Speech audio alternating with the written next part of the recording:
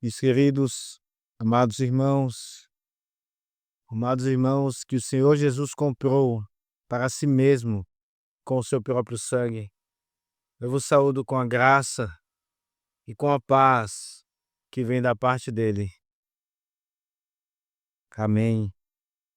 Amados, abrimos as nossas Bíblias desta ocasião na segunda carta de Pedro. Segunda carta que que o apóstolo Pedro nos escreveu.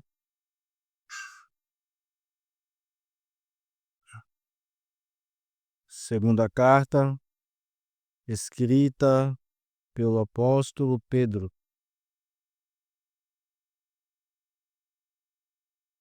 E farei a leitura do capítulo 2, versos 12 a 16. Esse será o texto de hoje. Segunda carta de Pedro, capítulo 2, versos 12 até 16. Segunda Pedro, capítulo 2, versos 12 a 16. Essa será a leitura que farei e também o texto que pregaremos hoje, contando com a graça do nosso Deus. Assim está escrito: Esses, todavia, como brutos irracionais, naturalmente feitos para presa e destruição, falando mal daquilo em que são ignorantes, na sua destruição também hão de ser destruídos, recebendo injustiça por salário da injustiça que praticam, considerando como prazer a sua luxúria carnal em pleno dia. Com as nódoas e deformidades, eles se regalam nas suas próprias mistificações, enquanto banqueteiam junto convosco, tendo os olhos cheios de adultério e insaciáveis no pecado, engodando almas inconstantes, tendo o coração exercitado na avareza, filhos malditos, abandonando o reto caminho, se extraviaram, seguindo pelo caminho de Balaão, filho de Beor, que amou o prêmio da injustiça. Recebeu, porém, castigo da sua repreensão, da sua transgressão, a saber, um mudo animal de carga, falando com voz humana, refreou a insensatez do profeta. Amém. Vamos orar mais uma vez. Maravilhoso Deus e Pai. Pobres, pecadores, clamamos mais uma vez ao Senhor. Indigne-nos, ó Deus, de tua pura, maravilhosa e graciosa presença. Mas em Cristo Jesus, o teu maravilhoso Filho, podemos estar perante a tua face. Muito mais do que Esther, ó Deus, muito mais seguro do que Esther ficou diante do rei Assuero. Assim nós, ó Deus, podemos estar perante a tua face, porque o cajado da tua graça, o cajado do teu favor foi inclinado para nós por causa de teu maravilhoso Filho, Jesus Cristo. Por isso, ó Deus, nós suplicamos que o Senhor nos dê coração atento para ouvir a tua voz. Que o Senhor nos faça, ó Deus, ouvir a tua palavra. Esta palavra é difícil para aqueles que são hereges, difícil para aqueles que são seguidores da libertinagem. Mas, ó Deus, para o teu povo é saúde. É exatamente aquilo que precisamos. Por isso pedimos que o Senhor venha ao nosso encontro, ó Deus, falar o nosso coração de forma especial pela pregação. purificando pensamentos, palavras, olhares, a língua, através deste texto.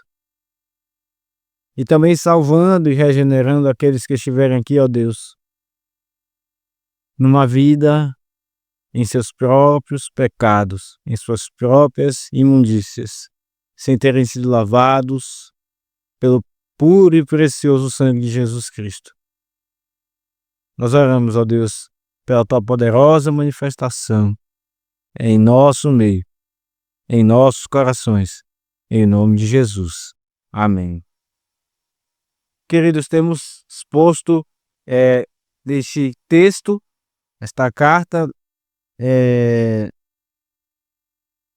temos feito isso já há algumas semanas. Este é o 9º sermão que iremos pregar.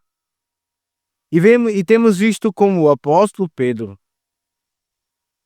a partir aqui, especialmente no capítulo 2, ele adquire uma linguagem de forma mais pesada contra aqueles que são hereges, contra aqueles que no meio da igreja surgem com falsos ensinos. E vimos como eles não saem sozinhos da igreja. Eles arrastam muitos atrás não só desses falsos ensinos, mas também das suas práticas libertinas. E hoje, mais uma vez, iremos ver como o falso ensino está unido a práticas libertinas. Muitas vezes nós separamos muito ensinos de conduta. Porém, nesse texto, nós percebemos como essas duas coisas estão muito próximas. E eis então o perigo. Aqui nós vemos duas coisas. Pedro continua nos falando dos falsos mestres. E mais uma vez ele traz características. É como se a Escritura ela insistisse conosco para nos dar muitas informações para que nós consigamos discernir, identificar os falsos mestres. Afinal de contas, eles aparecem, eles estão no meio da igreja. O capítulo 2 começou dizendo que assim como no meio do povo surgiram falsos profetas, assim também no meio de vós surgiram falsos mestres. Eles estão no meio de nós. E então a Escritura nos dá muitos detalhes para discernirmos quem são eles. E hoje iremos ver duas características acerca deles. A primeira é a essência deles e a segunda, o destino deles.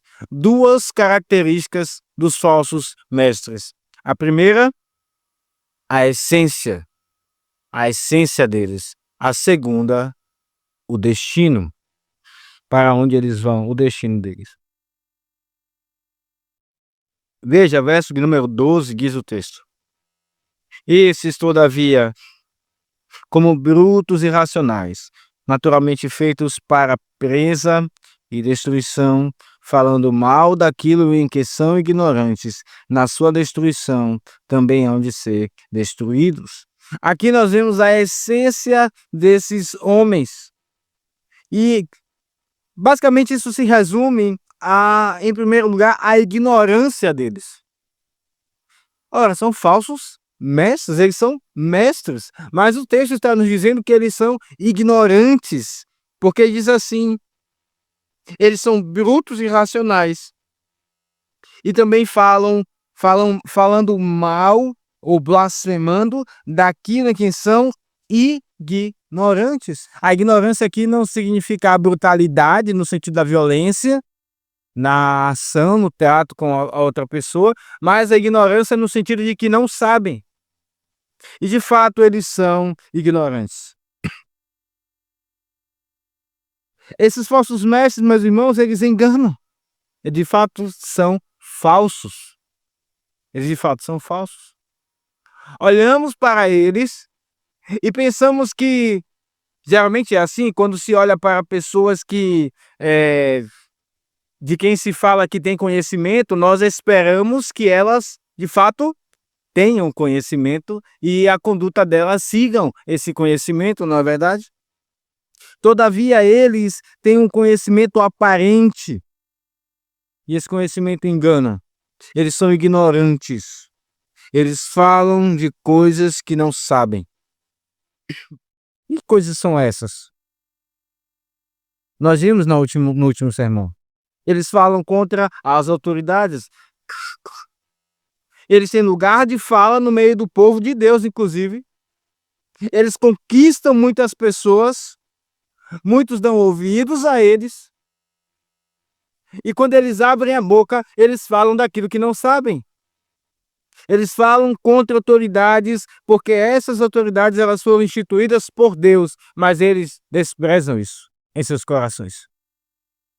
Já vimos isso nos versículos anteriores. Volte aí na sua Bíblia um pouco, nos versos de número, verso aqui de número 10 diz assim, a última parte do versículo: atrevidos e ignorantes, não temem difamar, fala mal das autoridades superiores. Nós já temos visto então que essa característica aqui, ela combina muito com a licenciosidade desses homens. Porque no fundo, quando eles abrem a boca para falar das autoridades, eles não estão preocupados com o bem comum. Eles, na verdade, estão preocupados com saciar o seu desejo de falar mal de outros e de desrespeitar autoridades. Isso combina bem com a libertinagem. A libertinagem deles os leva a fazer aquilo que eles têm prazer. A difamação das autoridades também os leva a fazer aquilo que eles têm prazer. Eles destroem com a língua as autoridades que Deus instituiu, como está escrito em Romanos 13. São chamados ministros de Deus. Seja lá quem sejam. Eles podem ser perversos como forem. Eles são ministros de Deus. Eles podem ser presidentes da república, eles podem ser governadores, eles podem ser juízes, eles podem ser prefeitos, eles podem ser o que forem. Mas são ministros de Deus. E por causa disso, porque Deus os colocou, nós não podemos difamá-los, mas esses homens, eles dão vazão à sua vontade carnal. Eles soltam a língua para experimentar, para saborear o prazer de falar mal dessas autoridades. Eles falam daquilo em que são ignorantes, falando mal daquilo em que são ignorantes. Mas veja, a essência deles não se resume à ignorância, mas também à brutalidade. O texto diz no verso 12 ainda: esses, todavia, são como brutos e irracionais. Há uma analogia aqui, irmãos. O texto é como se o texto dissesse: eles são como animais seguidos pelos seus instintos. Geralmente as crianças, elas às vezes fazem alguns experimentos, né? Elas colocam até mesmo em casa nós fazemos isso, colocamos ali uma comidinha para um rato com armadilha e aguardamos um tempo. Seguido pelo seu... Quem não sabe que aquilo é uma armadilha? É só olharmos, nós que temos inteligência e raciocínio, que não somos seguidos pelos nossos instintos, olhamos e sabemos que aquilo é uma armadilha, mas o rato, seguindo o seu instinto, não sabe. Ele vai lá e faz aquilo que ele foi feito para fazer, ele cai na armadilha. Assim são esses homens. A essência deles é que foram feitos para a destruição como animais e como brutos irracionais. Seguindo seus instintos. Eles obedecem os seus prazeres, os seus instintos. Nós sabemos que Deus colocou o instinto nesses animais para que eles percebessem o perigo e então fugissem. São frágeis. Nós sabemos que Deus colocou o instinto, inclusive, para que se comunicassem com outros da mesma espécie. Nós sabemos que Deus também colocou o instinto para que eles identificassem a presa. Mas a grande questão é que quando algo que os atrai é colocado como uma armadilha, o instinto deles não funciona. Eles seguem esses instintos e eles caem na armadilha. Esses falsos mestres são assim. Eles são como brutos irracionais. Eles são como bestas feras que seguem os seus instintos, não discernem o perigo. Eles ensinam o erro no meio da igreja. Vivem para os seus prazeres e dizem: vai tudo bem. Eles não conseguem discernir os sinais da providência. Eles vivem enquanto nós olhamos e percebemos Deus agindo e pesando a mão sobre eles e preparando tudo para que eles sejam destruídos. Eles agem seguindo os seus instintos. São como animais irracionais, feitos para a destruição. É isso que diz aqui no verso de número 12. Essa é a essência desses homens. Eles seguem os seus instintos. E agora passamos a ver, em segundo lugar, em primeiro lugar nós vimos a essência deles, em segundo lugar agora nós veremos o destino deles. E para entendermos o destino deles, veremos também aqui, nesse segundo ponto, é a maior parte do sermão, as obras que eles fazem. O texto continua explicando as obras deles. Verso 13 diz o texto: recebendo injustiça por salário da injustiça que praticam, considerando como prazer a sua luxúria carnal. Em pleno dia, quais nódoas e deformidades eles se regalam nas suas próprias mistificações, enquanto banqueteiam junto convosco. Eles recebem a injustiça, eles praticam a injustiça e Deus faz com que ela se volte para eles. Isso está escrito por toda a Escritura, meus irmãos. Aquele que semeia, irá plantar. Aliás, aquele que semeia, irá colher exatamente o que plantou. Se eles semeiam injustiça, pensando que irão se dar bem, eles irão receber a injustiça. Abra sua Bíblia, por exemplo, em Provérbios 22, verso 8. Provérbios 22, 8. Aqui está a sabedoria gritando. Mas esses homens, porque são irracionais, eles não ouvem. Provérbios 22, 8. Diz o texto: o que semeia a injustiça, cegará males, e a vara da sua indignação falhará. O que semeia a injustiça, cegará, ou seja, colherá males. E é exatamente isso que acontecerá com eles. Males é que estão esperando por eles em muitas ocasiões.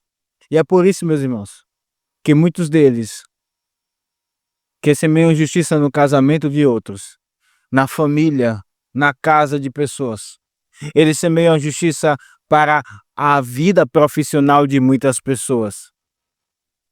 Você já deve ter ouvido a história de pessoas que deram tudo que tinham.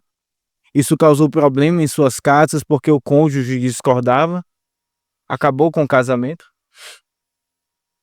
Ou então perdeu a casa, que conseguiu com muito custo, um carro.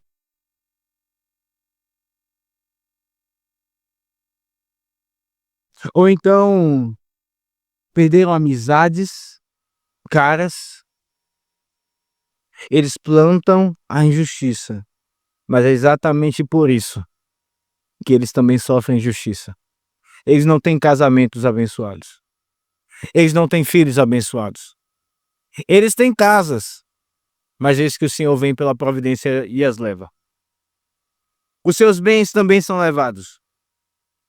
E eles têm que, mais uma vez, enganar outras pessoas, porque é para isso que eles vivem. Então eles recebem injustiça por salário da injustiça que praticam. É isso que nos diz o texto, mas continua dizendo assim, que considerando como prazer a sua luxúria carnal em pleno dia, como nódoas deformidades, eles se regalam nas suas próprias mistificações. Geralmente, aqueles que querem fazer algo de errado, eles costumam fazer à noite. Foi assim, inclusive, quando Nicodemos, que não confiava verdadeiramente no Senhor Jesus, foi buscar o Senhor Jesus. Lá em João 3:19. Ele foi à noite. E então, com toda aquela aparência, ele disse, mestre, rabi. Mas, na verdade, ele não tinha coragem de se aproximar de Cristo à luz do dia, diante das autoridades. Geralmente é de noite que se faz algo escondido.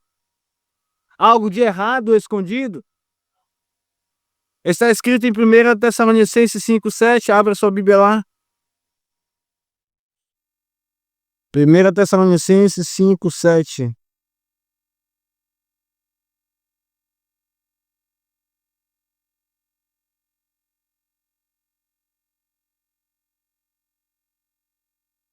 Ora, os que dormem, dormem de noite. E os que se embriagam, é de noite que se embriagam. Aqueles que querem fazer arruaça, aqueles que querem fazer bagunça, aqueles que querem trair seus cônjuges e tomar o caminho da bebedice, eles não fazem de dia. Geralmente, eles fazem à noite. Em lugares sombrios, em lugares em que aqueles para onde que vão para ali são aqueles que querem também as mesmas coisas. Mas esses homens aqui, esses falsos mestres, eles são tão descarados, e a palavra é estritamente isso mesmo, sem cara, sem vergonha, que eles se entregam à luxúria carnal em pleno dia. Eles confiam tanto no seu braço. Eles estão tão seguros de que não sofrerão as consequências de seus pecados, de que os seus esquemas estão muito bem feitos, que em pleno dia eles se entregam à luxúria carnal, diz o texto. Veja o grau então de insensatez e de mau caratismos desses falsos mestres. Eles não têm pudor algum. E diz o texto que então eles se entregam à luxúria carnal como nódoas e deformidades, em que eles se regalam nas suas próprias mistificações enquanto se banqueteiam junto convosco. Mais uma vez, meus irmãos, os falsos mestres eles estão no meio da igreja. Naqueles dias, havia uma festa no meio do povo de Deus chamada Ágape. Os irmãos já ouviram falar, inclusive temos um projeto para assistir aqueles que são necessitados justamente com esse nome, Ágape. Era uma festa que acontecia ali no meio do povo de Deus, que era muito próxima e ela casava com a ceia do Senhor. Era a parte da ceia do Senhor, não era a ceia do Senhor, mas ela acontecia muitas vezes quando havia a ceia do Senhor. Um momento de comunhão em que o povo de Deus tinha. Lembra, inclusive, seria muito bom se nós tivéssemos mais momentos como o almoço de domingo aqui. Um momento em que o povo de Deus ali se regalava, não na luxúria, mas na comunhão uns dos outros. Prazer em ter um outro irmão e ali experimentar um pouco daquilo que teremos eternamente com o Senhor quando o Senhor Jesus voltar. E nessas festas em que eles ali estavam, digamos assim, desarmados, ou nessas festas em que eles ali estavam sem desconfiar, porque ali todos eram irmãos, da mesma família, quem estavam? Os sócios mestres. Veja isso que diz no verso 13. Eles, em sua luxúria carnal, como nódoas e deformidades, enquanto se banqueteiam junto convosco. Mais uma vez, os falsos mestres, eles estão no meio de nós. Isso não significa necessariamente que haja alguém aqui no Mindu agora e que seja um falso mestre, mas que eles estão no meio da igreja. Certamente, quando nós estamos em comunhão com os irmãos, ali estão os falsos mestres. Irmãos, a doutrina da depravação total nos ensina que nós não podemos supor que isso não aconteça no meio da igreja. O pecado destruiu tudo.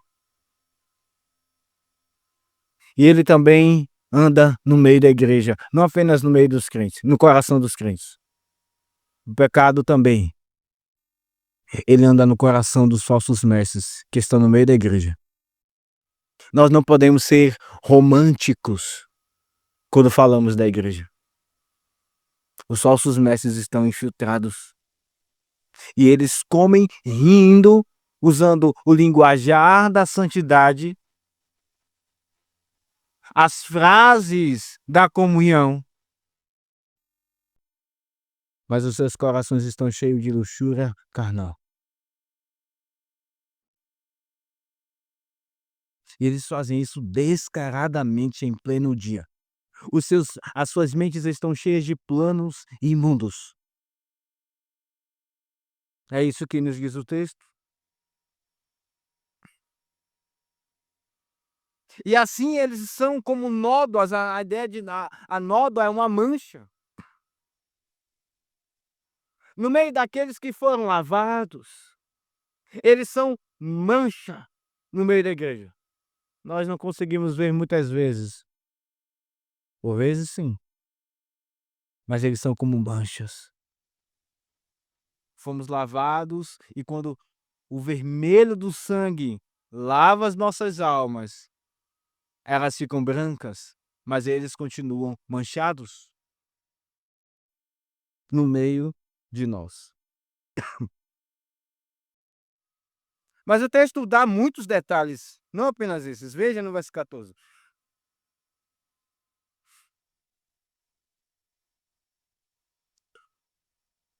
Tendo os olhos cheios de adultério. Tendo os olhos cheios de adultério. E insaciáveis no pecado, engordando almas inconstantes, tendo o coração exercitado na avareza, filhos malditos. Enquanto há comunhão no meio do povo de Deus, enquanto há olhares santos, enquanto há conversas santas, aí estão eles, com olhares cheios de adultério, insaciáveis no pecado.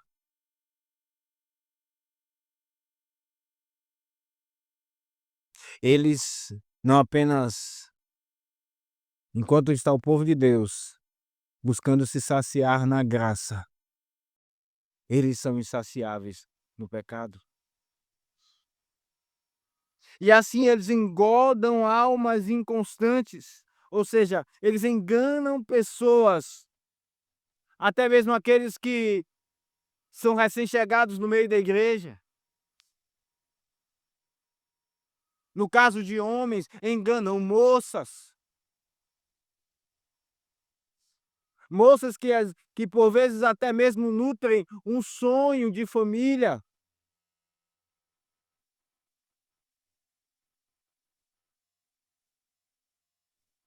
Eles enganam com sorrisos aparentemente crentes, com palavras e linguajares aparentemente crentes.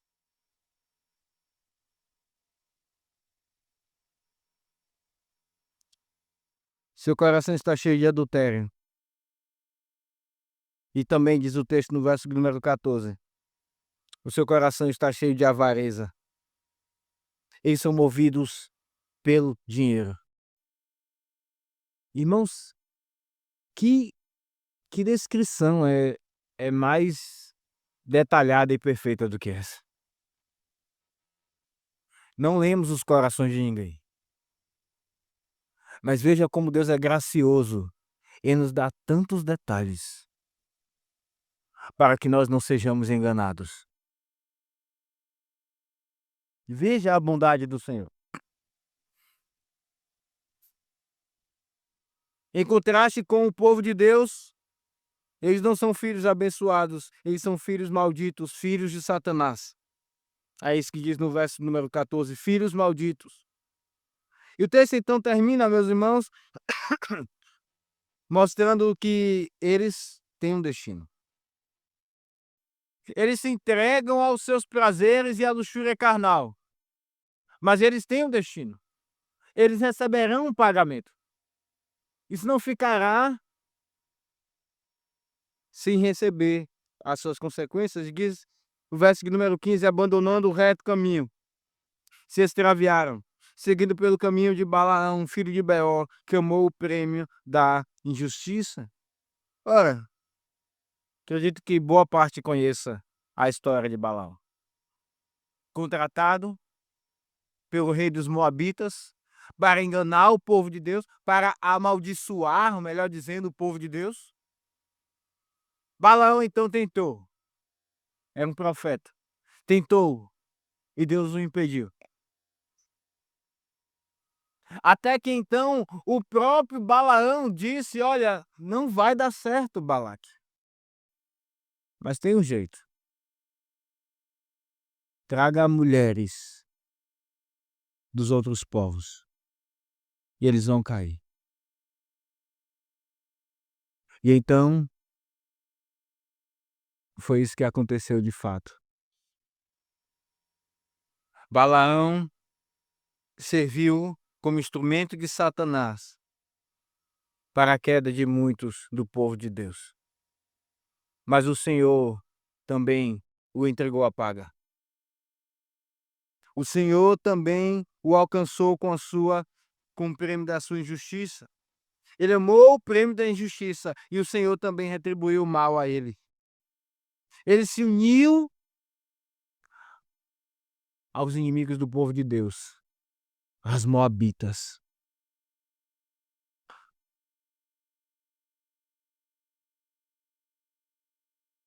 O texto termina nos dizendo que algo ridículo aconteceu com Balaão e ele não percebia. Recebeu, porém, castigo da sua transgressão, a saber, o mudo animal de carga, falando com voz humana, refreou a insensatez do profeta. O Senhor saiu contra Balaão, e ali estava um símbolo de como é que Deus via Balaão. Deus não estava do lado de Balaão. Balaão se enganava porque ele falava com Deus. Mas o tempo todo o Senhor estava contra ele. E ali naquele momento, é o momento ápice, em que a mula vê, ou melhor, a jumenta vê, o anjo com a espada desembanhada. Mas Balaão não vê. Balaão que era o profeta, o homem da palavra de Deus, ele não consegue ver, mas uma jumenta, um animal de carga, que não tem muito valor, consegue enxergar o anjo do Senhor com a espada desembanhada contra ele. Vocês lembram em que outro momento Deus colocou um anjo contra homens? Lá em Gênesis, quando Adão e Eva pecaram, Deus colocou anjos, querubins, guardando o jardim. e eles não poderiam entrar mais por si mesmos. Isso mostra, irmãos, como Balaão recebeu o prêmio da sua injustiça. Ele se perdeu na sua insensatez. Ele se perdeu também nos seus prazeres. Irmãos, aqui está um texto que nos mostra duas características dos falsos mestres. A essência deles, eles são feitos para a destruição. E em segundo lugar, o destino deles. Eles receberão como Balaão o prêmio da injustiça. Mas de que forma esse texto pode ser aplicado às nossas vidas? Eu sei que a grande maioria, se não todos aqui hoje, consegue discernir, tem ouvidos para poder discernir muitas heresias. Ouvidos que têm sido treinados já pelo que ouvem. Mas essa palavra também é para nós. Nós não podemos olhar para esse texto e dizer, é fácil. Porque Pedro escreve esse texto para a igreja. Se fosse fácil, irmãos, não precisaríamos da instrução do Senhor. E eu quero então trazer algumas aplicações à igreja nesse momento. Em primeiro lugar, se você está aqui nesta noite e você tem ficado cocheando, você não faz parte da igreja e você se amiga com a igreja, você gosta de ouvir sermões, você gosta de conversar com pessoas da igreja, mas você ainda não se decidiu em seguir a Cristo. Você faz como Nicodemos, que foi de noite ter com Jesus. Ele foi ter com Jesus, mas seu coração não pertencia a Cristo. Se você faz como Nicodemos, você precisa ouvir as mesmas palavras que Jesus disse a Nicodemos: necessário vos é nascer de novo. Cristo não quer meramente que pessoas interessadas nele estejam na igreja. Cristo quer o coração. Cristo quer a vida. Cristo quer pessoas que sim se encontrem pecadoras, mas que assumam que amam a Cristo diante de todo mundo, diante de todas as pessoas. E vivam e se esforcem para viver para Ele. Se lancem a sua sorte na caminhada cristã, sim, sabendo que pecarão, sabendo que serão mal vistas por muitas pessoas, mas especialmente o Senhor Jesus irá abraçá-los. A igreja irá abraçá-los. E eles andarão no meio da santidade. Então, se esse é o seu caso hoje aqui, Cristo te chama, se arrependa e se filie à igreja. Ela é a mãe dos crentes, como Calvino já dizia. Certamente é lugar para qualquer tipo de pecador no meio da igreja que se arrepende. Essa é a primeira aplicação. A segunda aplicação, irmãos, nós não podemos deixar de olhar para esse texto. Nós não podemos olhar para esse texto e deixar de perceber que, infelizmente, de lembrar que, infelizmente, esse texto traz um pecado que está muito presente no meio da igreja. A lascívia. Texto no verso número 14 diz: tendo olhos cheios de adultério. Eu tenho dito que a lascívia ela se manifesta de diversas formas. Não pense no seu coração: pastor, eu tenho muitos pecados, mas esse não é o meu problema. Cuidado, talvez você esteja já enganado pela lascívia. Porque a lascívia tem de diversas formas. desde aqueles que olham, fixando seus olhos onde não deveriam, têm o hábito de fazerem isso. Até mesmo aquelas pessoas que se vestem, elas vão até um lugar, compram uma roupa, se vestem em casa e elas pensam em sua mente: "Eu quero me vestir para que todos me olhem e me desejem". Isso também é lascívia, é o mesmo pecado. Irmãos,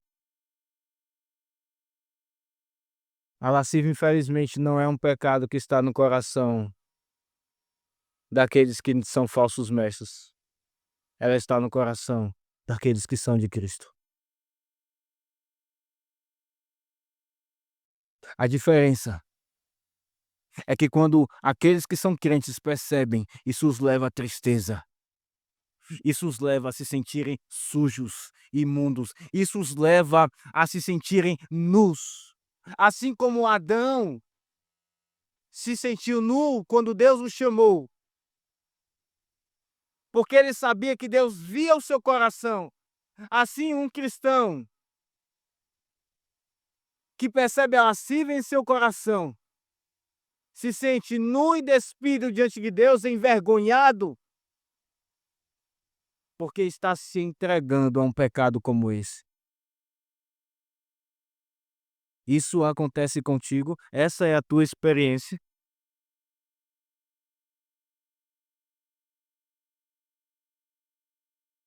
Ou você já está andando acostumado na maré deste mundo, que a todo tempo e em todos os lugares nos ensina, quer nos ensinar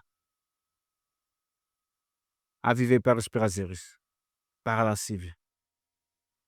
No Instagram, em sites, no YouTube, em todos os lugares onde nós vamos. Figuras, imagens indecentes estão colocadas.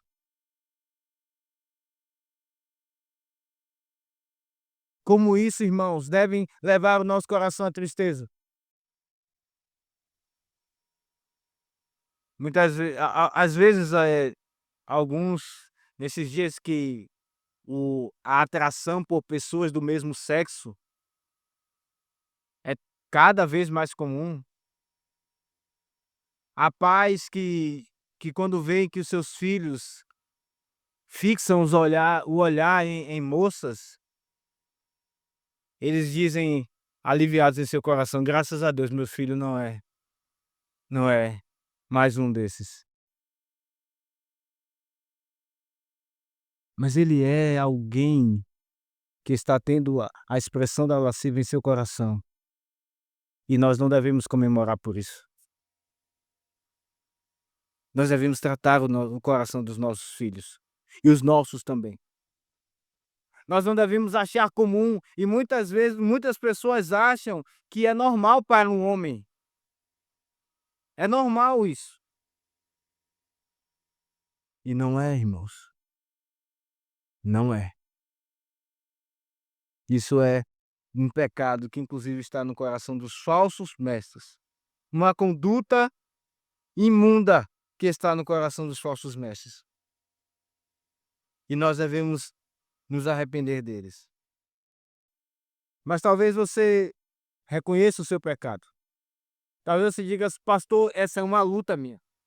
Eu percebo esse pecado em mim e eu não tenho prazer nele".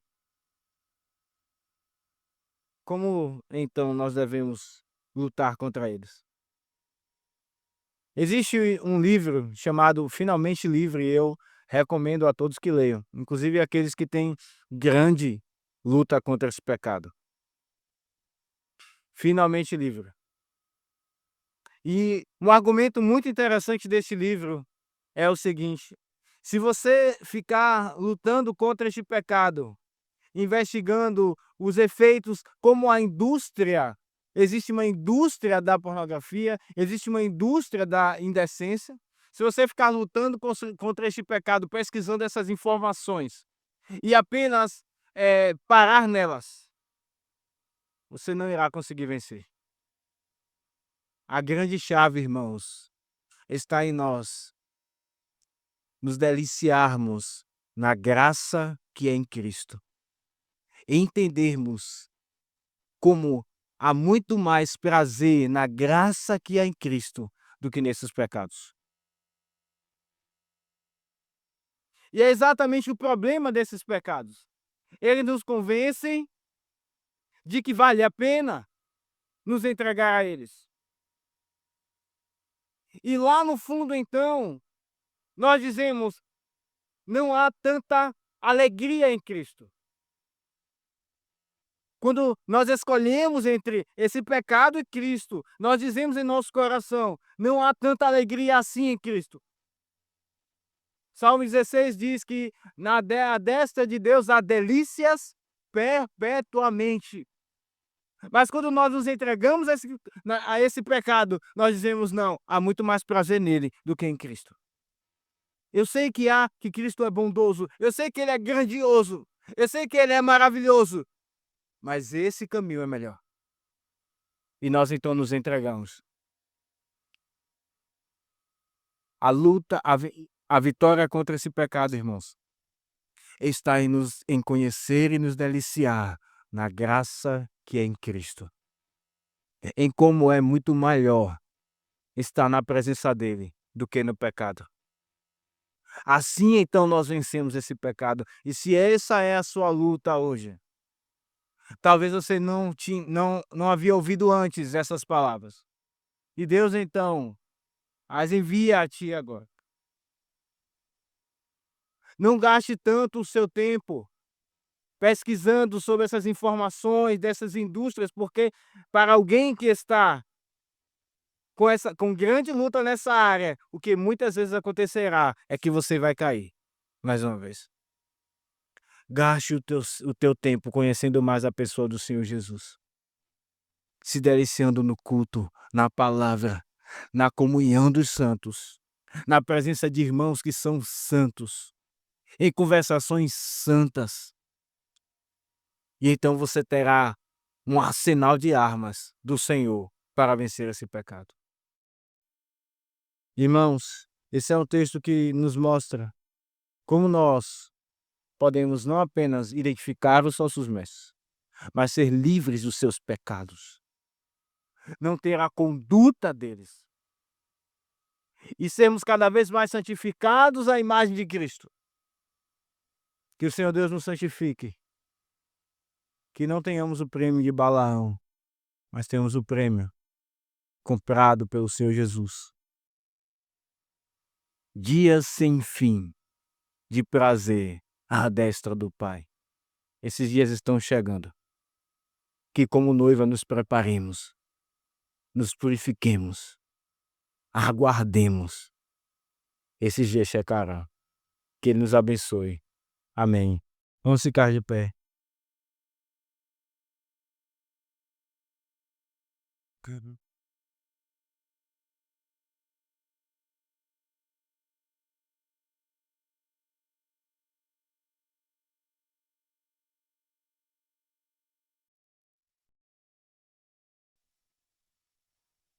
Ó Senhor Deus e Pai que está nos céus, obrigado pela Tua palavra.